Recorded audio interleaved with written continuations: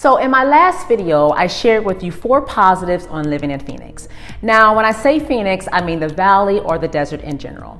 In any event, as with anything, there will be pros and cons, and you just take the good with the bad.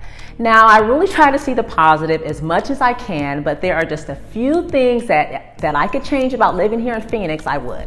Before I share my few pet peeves, please subscribe and hit the notification button so you'll know when my next video is posted.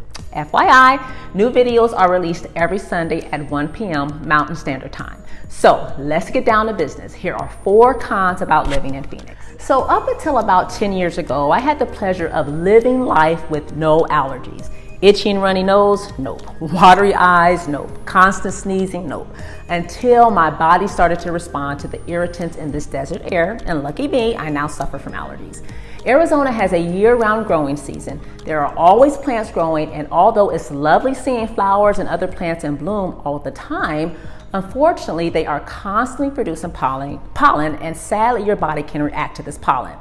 Then you have to factor in the dust because it is the desert and we have more dirt than we do grass, so the air can be filled with dust. And then the air pollution, which we can thank contributors like the constant running of air conditioning and the mountains, which actually trap pollutants in the valley. Oh, and if the wind isn't blowing, which most of the time it's not, pollutants just sit there in the air waiting to be inhaled. So now I suffer from allergies since moving to Phoenix, and it's possible that you might develop allergies as well due to the air quality. So this is definitely a con for me. Scorpions, what can I say? I don't like them, and I don't know anyone who does, and they're all over the place. When it's hot outside, they want to come inside. We've had about 5 or 6 scorpions in our house, and I almost stepped on one. My daughter almost stepped on one. They give me the heebie-jeebies. Now, you can have the perimeter of your house treated to prevent them from getting inside of your home, and this definitely helps, but I still don't like them, and that's all I have to say about scorpions. Like I said earlier, you have to take the good with the bad, and I'll tell you right now that I miss greenery, the foliage, the grass, and trees with an overabundance of leaves.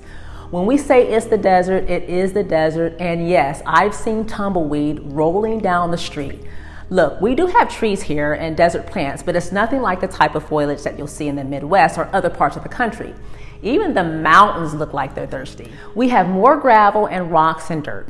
Now, this also makes me think about windshields because of the flying rocks on the road, and when you're driving, where do these flying rocks go? They go right against your windshield. So if you're considering moving to Phoenix, be prepared to have your windshield replaced more than once. So I mentioned on my last video that I really love the weather, and I do, but I don't like the dust storms or the monsoons. Not only can these dust storms contribute to developing allergies, but they can wreak havoc from uprooted trees to flooding, and they mess up the pool with a lot of debris. You definitely don't want to be outside during a dust storm because it can trigger an asthma attack, and there can be spores in the dust that cause valley fever, which is a fungus infection of the respiratory system. Now, I will admit that it's nice to see rain, and it really doesn't last too long, I guess, depending on what side of the valley you live. But the rain does bring some humidity, nothing like Florida or Texas though. In any event, the dust storms bring too many irritants in the air, and I can definitely do without them. If you're a Phoenician, I would love to hear your cons on living in the desert. Please drop a comment below. I'm Renee the Realtor. Thanks for watching, and we'll see you next week.